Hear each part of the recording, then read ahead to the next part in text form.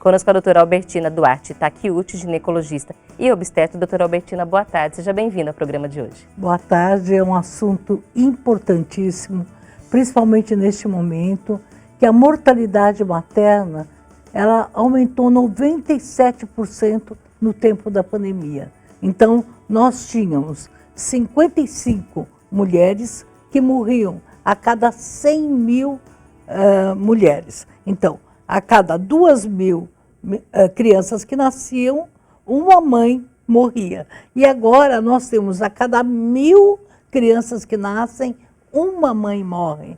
Isso é um desafio muito grande.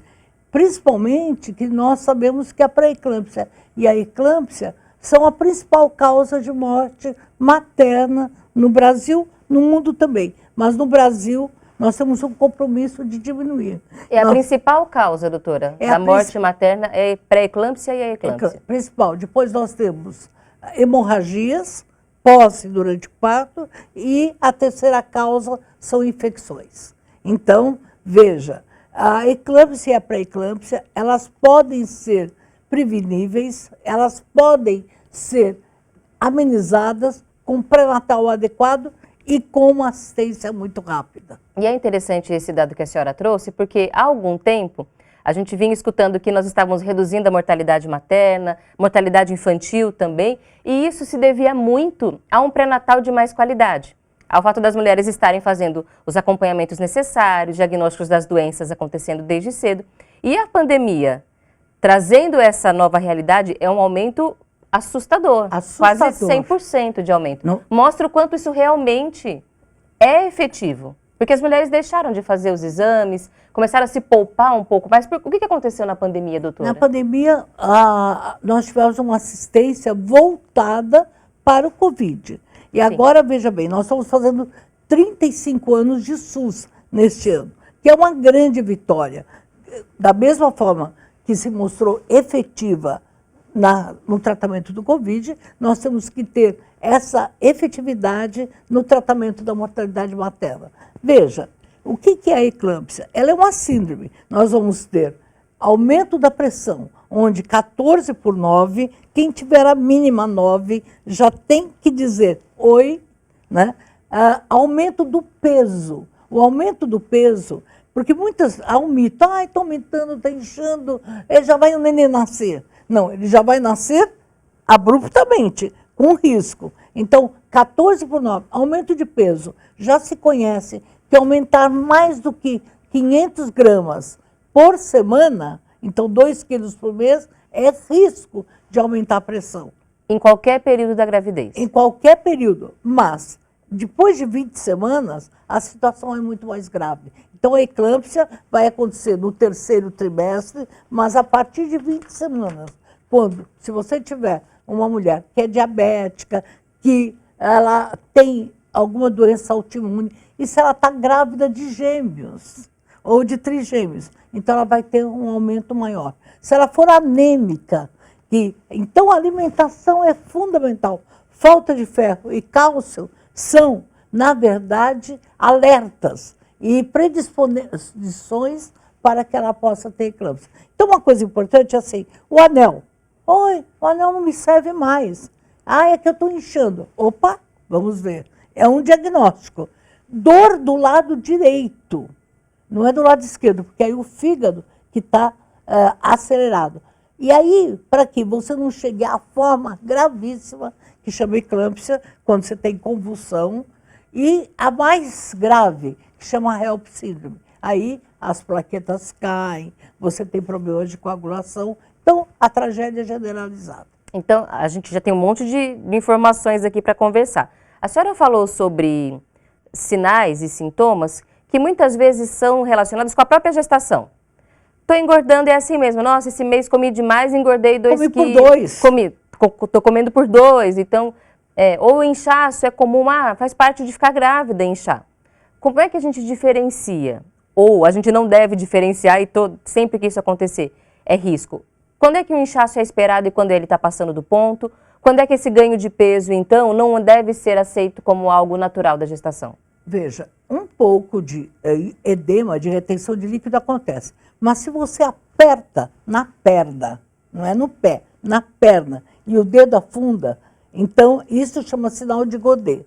Se você começa a sentir, veja, dor de cabeça. Dor de cabeça é sinal que a pressão aumentou.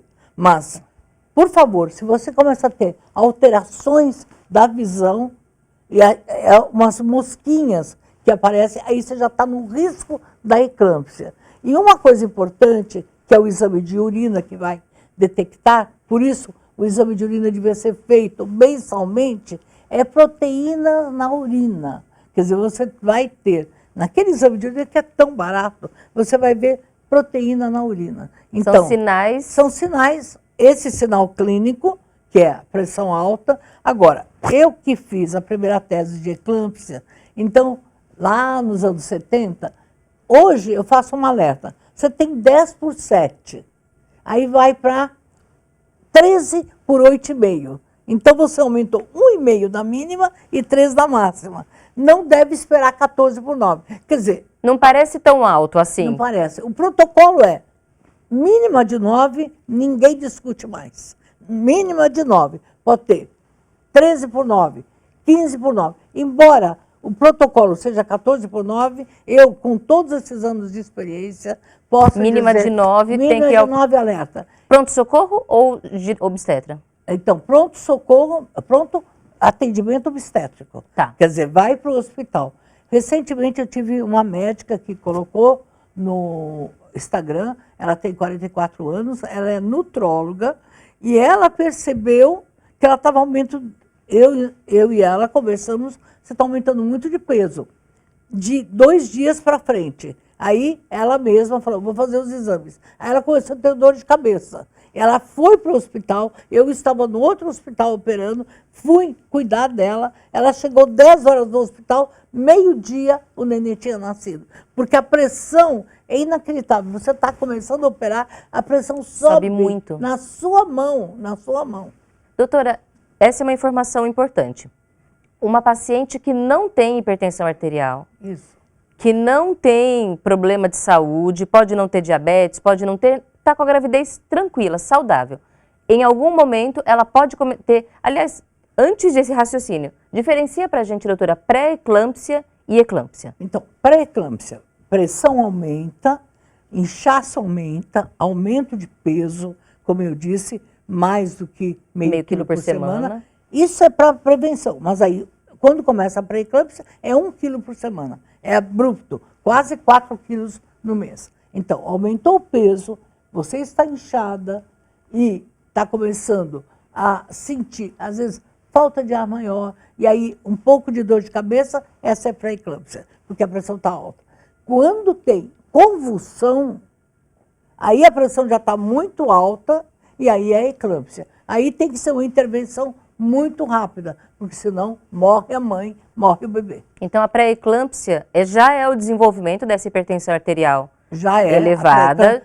Pré-eclâmpsia é pressão alta. E dá para tratar, fazer uma intervenção para evitar que se chegue à eclâmpsia e a um parto antecipado. Claro. Então, o que vai acontecer? Em muitos casos, você tem a pressão alta, controla e não precisa chegar numa intervenção. Tá. Então, esse diagnóstico, quer dizer, a mulher que está no 7º mês, 6º mês, tem que estar atenta. E muitos lugares, no 8º mês de gestação, a mulher sai do ambulatório e fica esperando o parto. Nós não podemos aceitar isso. No último mês, é 1 vez por semana que a gestante tem que ser controlada. Qualquer gestante? Qualquer gestante, qualquer. Porque nós temos 10% das mulheres podem desenvolver eclâmpsia e pré-eclâmpsia. Né? 10%. Dizer, então, 10%. Né? E, como eu disse, a forma grave é a eclâmpsia. Então, se nós tivermos, último censo, 1.500 mortes, né, maternas, 500 foram por eclâmpsia. Então, gente, 2 mortes por dia. É uma guerra. 500 mulheres, 600 mulheres morrerem num ano no Brasil é uma guerra. Por algo que poderia ter sido diagnosticado e ter sido, pelo menos, dado a oportunidade de uma intervenção médica O para diagnóstico evitar o é agravamento. importante, Camila. E acontece assim. Então, no pré-natal, você já está vendo que seu peso está aumentando. Vê se a sua pressão já está aumentando. Começou a ter dor de cabeça, vê estrelinha, mas nem espera, vai direto. Às vezes fala, ai, de noite, você acorda o marido fala, vamos amanhã cedo. Não, você acorda o marido, vai, se ele não quiser ir com você, você vai sozinha ou com alguém da família, já para o hospital. E se não for mais grave, que puder tratar, melhor para você. E esse é um alerta importante porque, conforme a gente estava trazendo essa reflexão, não é um problema relacionado a quem já tenha algum diagnóstico. Não é uma mulher que já tem hipertensão, já tem diabetes ou já está em obesidade. Ela surge, tem fator genético, doutora? A gente consegue descobrir quais são os motivos para uma mulher começar a ter a pré-eclâmpsia? Olha, o nome doença hipertensiva específica da gestação é o DEG, quer dizer isso. Agora, se tem algum familiar, você tem que estar alerta. E se tem alguém na família que tem, já tem que ter um alerta. Alguém que tem hipertensão arterial ou alguém que teve eclâmpsia. A eclâmpsia, tá bom. Mas também muitas vezes demonstra toda uma desatenção que aquela família está vivendo. Porque é uma vulnerabilidade. A mulher negra e que tem problema de pouco salário, quer dizer, a mulher pobre, mulher negra, ela tem mais possibilidade de eclâmpsia pela falta de assistência. Pela falta do cuidado de saúde por parte do entorno. Do entorno. A mulher que tem menos de 17 anos. Então, às vezes o pessoal fala, eu lido muito com gravidez da adolescência. Sim. Eu tenho muito medo. E a mulher com mais de 40. Quer dizer, existe uma alteração. Agora, o maior problema é as sequelas. Porque aquela mulher que não morre, ela fica, a gente chama near-miss, aquelas que quase morreram. Ela pode ter sequela de derrame, é o AVC, ela pode ter alterações renais para sempre. Tem casos de mulheres que não morreram e que ficaram na hemodiálise durante anos. Então, as near-miss, aquelas que tiveram uma atenção adequada e aquelas que quase morreram. E as que morreram. Então, isso, a maternidade é viver melhor, é você imaginar que você tem o direito de ter um nenê. Você não tem o direito de morrer porque tem um bebê. Doutora, eu vou retomar com uma pergunta da audiência. A gente falava no bloco anterior sobre os fatores de risco. E aqui uma mãe perguntando, a Ana Paula Andrade, de Niterói, Rio de Janeiro. Oi, Ana Paula, boa tarde. Na minha gravidez tive pré-eclâmpsia. Minha filha está planejando ter um filho. Ela corre o risco de ter a doença também? Que importante essa pergunta. Mas eu, depois de mais de 40 anos de formada, e eu estava vendo assim, no seu pronunciamento, a importância de usarmos os recursos que a gente sabe em favor do esclarecimento coletivo. Veja, o maior risco é você não ter um atendimento social. Se você tiver um pré-natal adequado, então, veja, você teve pré-eclâmpsia. Então, a sua família tem uma predisposição. Então, você fica alerta, exija um controle. Olha, pré-natal não é olhar só, é uma consulta mensal, no 7º mês 2, no 8º mês mais 2 e no último mês uma vez por semana. E sempre estar atenta à alimentação, né? Sempre estar atenta, porque a anemia, já dizia o meu professor Maffei, é a chave de ouro e a falta de cálcio também. Então, é importante que o bebê consome cálcio, consome ferro. Você, às vezes, na gravidez, não é comer por 2, é comer por uma pessoa bem alimentada, com proteínas, com poucos carboidratos, um prato colorido e, principalmente, sucos diuréticos. Então, melão, abacaxi, né? São boas indicações para grávida, então. Grávida, melão, abacaxi. O abacaxi é muito incrível. A gente é o país da Carmen Miranda, que tem o abacaxi na cabeça. O abacaxi é muito importante para a tensão pré-menstrual, ele é um anti-inflamatório, ele é um diurético natural. E o que você pode fazer junto? Misturar o seu suco, digamos, abacaxi com cenoura, laranja com cenoura. Não tomar aquele 1000 sucos de laranja com 1000 frutas, que é muito proteico, mas tem muito açúcar. Sim. Então, misturar esses sucos. E uma variedade de nutrientes também. E não ficar muito tempo sem comer. É importante, o almojanta, é importante você não fazer isso. Tomar um bom café da manhã, um almoço adequado e um jantar. Quer dizer, voltar para os derivados de leite, faça um leite com vitaminas, é importante. Uma sopa grandiosa, com muitas verduras e com muitos legumes. Bom, atenção, estresse e café são fatores de risco. Roubam o ferro, porque roubam tá. o ferro. Então, às vezes aquela gestante que foi abandonada pelo marido, Sim. aquela que foi abandonada psicologicamente pelo marido, ela às vezes, ela não só está tensa, como não tem uma rede social que a ampare. Acolha. Então, o importante é essa rede. Então, quem é empresário, quem tem um emprego, tem que saber que uma vez por mês é necessário para Natal. E outra coisa importante, a eclâmpsia e a pré-eclâmpsia vão acontecer no terceiro trimestre, depois dos 6 meses. Então, 6 meses, atenção no seu peso, não é estético, é prevenção. E aí a gente já vê que mais do que o histórico familiar é importante.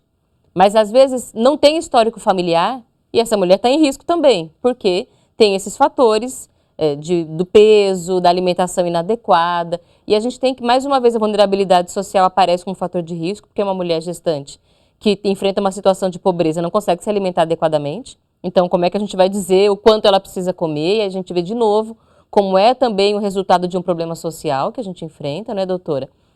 Pois Camila, eu acho fundamentalmente que na minha vida como profissional, mais de 40 anos de formada, eu posso dizer que a herança, a hereditariedade é 5%. Só se for a herança cultural, a vulnerabilidade social, quer dizer, se é toda uma família que é vulnerável, claro, sim, essa é uma herança de dor, uma herança de falta de recursos. De privação. Agora, adolescente, no Brasil, nós temos 500, agora estamos 400 mil adolescentes, partos de adolescentes. Adolescente tem risco, porque ela não vai no pré-natal, não se alimenta, às vezes esconde a gravidez e tem dificuldade de ver um aumento de peso. Ela está magrinha. Então, que aumento de peso é esse? Ai, que bom, você era tão magrinha, agora você engordou. E a própria pressão, que às vezes era baixinha, 9/7, se chegar a 14/9, está muito grande. Então, eu sempre alerto, 10/7 foi para 13/8,5, não é para chegar no 9. Quando chegar no 9 já está difícil. E doutora, como é que, quando a paciente chega no hospital, ela está sentindo tem esses sinais, o que é que o médico vai avaliar para dizer qual é a gravidade da situação? Primeiro, controlar a pressão imediatamente. Fazer o exame de urina, fazer o exame de sangue, para ver como é que ela está. Se tiver enzimas hepáticos, nos casos de eclâmpsia, muitas vezes tem alterações hepáticas. Se tem enzimas ou tem queda de plaqueta, imediatamente tem que ser uma outra conduta. Mas nós devemos dar sulfatantes, que é o sulfato de magnésio. Então, muitos médicos não sabem, mas o sulfato de magnésio na veia, correndo rapidamente, não só antes, mas se ela teve o parto, 24 horas ela ainda tem que tomar esse sulfato de magnésio. Para manter a pressão controlada. Para evitar convulsão. Tá. Porque a eclâmpsia pode acontecer depois do parto, Camila. Até 2 semanas, hoje a gente diz tomar cuidado até em 4 semanas depois que o bebê teve. Ela ainda pode ter quadros de convulsão. Eclâmpsia pós-parto. Eclâmpsia pós-parto. Isso é um sinal de muita gravidade. Então, a urgência, o que eu digo é, internou com pré-eclâmpsia, tem que ficar monitorando. E o médico que não tiver os recursos tem que acessar uma rede de gravidez de alto risco. É uma gravidez de alto risco. Diagnóstico de pré-eclâmpsia se torna imediatamente uma grávida de alto risco. Ela vai ter que ficar no hospital, doutor, ou vai poder voltar para casa? Se ela tomar o sulfatante, controlar a pressão por 2 dias e a pressão melhorar, ela pode voltar, mas aí ela volta daí a 2 dias, cada 3 dias tem que ver. E aí com uma dieta restritiva. Gente, grávida não deve comer sal. Sal tem que ser diminuído. Nem sal, nem açúcar em excesso, né? Não é só o sal que é o vilão, né? E aí a gente vê a importância da alimentação nesse assunto. A doutora tem até uma publicação, vou aproveitar aqui para mostrar a publicação que a doutora trouxe em conjunto também com Elaine Cristina Rocha de Pádua, o que tem no prato da grávida, falando sobre essas pesquisas. E aqui, como a doutora já destacou, não só pensando na parte estética, mas também na alimentação, porque a gente está falando de nutrientes que podem aumentar o risco para uma condição grave de saúde. E aí eu queria que a senhora dissesse, quando uma mulher entra no hospital com a pré-eclâmpsia, o parto vai ter que acontecer de imediato, doutora? Qual que é o procedimento? Bom, se ela tiver em eclâmpsia, tiver com convulsão, tem que ser imediato. Por quê? A placenta, ela tem enzimas e ela pode se descolar e correr em risco a vida da paciente. Convulsão não se discute. Tá. Quer dizer, é muito difícil reverter. Mas, com pré-eclâmpsia, é possível monitorar, principalmente que ela tenha menos de 35 semanas. Então, é possível, com sulfatantes, com controle, e poder dar um tempo de usar corticoide para que o pulmãozinho do bebê se fortaleça e aí faça o parto. Incrível, assim. Não precisa ser, não é uma regra, mas é uma cautela. Quer dizer, eu prefiro que uma mulher com pré-eclâmpsia não volte para casa. Então, nós temos que ser verdadeiros. Quer dizer, se para minha paciente que tem recursos, eu mantenho internada, dentro do SUS, que eu lutei tanto por ele, eu até posso contar agora, vai fazer 35 anos de SUS, e eu sou uma das mulheres, não, só tem 3 mulheres, eu sou uma das pessoas que vai ser homenageada com a medalha pela luta pelo SUS. Quer dizer, então, eu queria que no meu consultório particular, com todas as mulheres de recurso, o atendimento pudesse ser igual no SUS. E nós temos esses recursos. A Covid mostrou UTI rápida e tudo. Então, agora que nós temos 2.000 mulheres, pelas estimativas, chegam, porque é 2.700 nascimentos, se é 100 por cada 100.000, dá 2.700 mortes. Quer dizer, é absurdo que se morre de mulheres. Então, nós podemos ter, sim, um atendimento adequado. E, doutora, a senhora falando sobre os riscos para a saúde da mulher, é um risco para a vida do bebê também? A pré-eclâmpsia e a eclâmpsia? Sim, porque muitas vezes o bebê... Não, muitas não. Se ela tiver eclâmpsia, o bebê entra em sofrimento. Quer dizer, a placenta já não oxigena direito, ela pode se despregar, aí causando um risco até de coagulação e tudo. E, se for o caso de ter que tirar, são bebês prematuros. Os bebês prematuros, eles vão ter mais risco, efetivamente. Então, eu volto a dizer, o pré-natal é importantíssimo e o atendimento rápido, o diagnóstico rápido, vai evitar a morte de bebês e a morte da mãe. Doutora, tem que ser um parto por cesárea sempre? Veja, como eu disse, se é possível controlar essa pressão com sulfatantes e tudo, a cesárea pode não ser a única opção. Mas se chega no momento da eclâmpsia, aí não tem diagnóstico. Aí a urgência é importantíssima. E outra coisa, às vezes com sulfatantes, com controle, há uma reversão. Essa mulher fica monitorada e da mesma forma que a hipertensão, aquela mulher que já tinha hipertensão, não necessariamente faz cesárea, se todos os parâmetros estiverem bem, plaquetas boas e tudo, ela pode eventualmente ter um parto normal. É uma situação de risco, então tem que ser avaliada a vida da mãe e a vida do bebê. Quando uma mulher faz um parto por conta da eclâmpsia, ela vai ficar no hospital por quanto tempo? Bom, no mínimo 48 horas São 24 horas dela ter que sulfatante novamente. Ela toma antes do parto e depois do parto. 24 a 48 horas. A pressão tem que diminuir. Então, ela fica, sim, na UTI, na semi-intensiva, UTI monitorada. No mínimo, uma semana ela fica no hospital. Então, eu estou dizendo tudo isso, olha o que é para a família. Às vezes, a mãe está na UTI e o bebê está fora. Quer dizer, ela não consegue amamentar o bebê. Quer dizer, só quem vive isso é que sabe, né? O quanto é doloroso. Recentemente eu falei da doutora Ana, muito querida, ela tem 44 anos, mas ela só ficou 2 dias na UTI, ela conseguiu amamentar o neném e saiu em 5 dias, 4 dias do hospital. Porque, agora, imagina eu fazendo um parto e você vendo, eu fiz cesárea, ela estava com 35 para 36 semanas, e a pressão subindo assim da minha mão, 17, 18, tudo. Aí você tira a placenta, porque é um fator estimulante, a começa a melhorar. Doutora, uma mulher que tem uma gestação com eclâmpsia, as outras gestações sofrerão impacto disso de alguma forma? Ela tem que ter uma cautela, né? Quer dizer, não fica impedida de engravidar? Nossa, não. Tenho muitas pacientes minhas que tiveram a primeira gravidez normal, a primeira gravidez com eclâmpsia, a segunda ela não teve e nem a terceira. Então, claro, você ajustando os efeitos e fazendo uma vigilância, ela pode ter sim. O caso mais incrível é uma paciente que teve 6 bebês. Ela teve o primeiro eclâmpsia e depois teve mais 5. E não aconteceu nada? Nada. O que tem que ser modificado, doutora? Porque a gente falou que a genética é 5% e tem todos aqueles fatores. O que mais funciona para a gente conseguir pensar em prevenção de eclâmpsia e pré-eclâmpsia? Bom, quando uma paciente minha chega que teve eclâmpsia, se fui eu mesma que fiz o parto, primeiro, cautela no hemograma. Ela não pode ficar anêmica. Se ela ficar anêmica, esse é um fator.